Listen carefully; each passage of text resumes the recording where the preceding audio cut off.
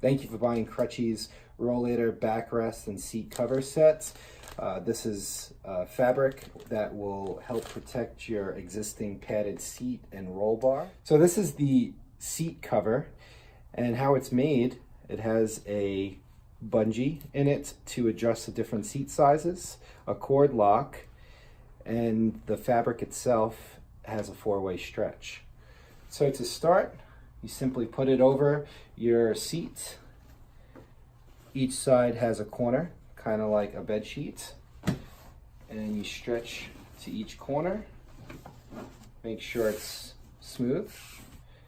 And you have the ability to tighten even more if need be. Okay. Thank you for buying Crutcheze padded walker grips that will fit all standard rollators with the anatomical grip, which means the wing coming out, and it's a good complement to any rollator cover, especially our top seller, the peacock feathers.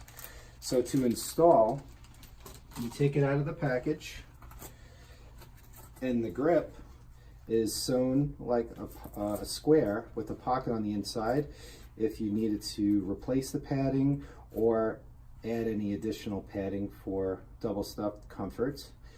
So you simply put the padded grip over the handle and secure Velcro underneath.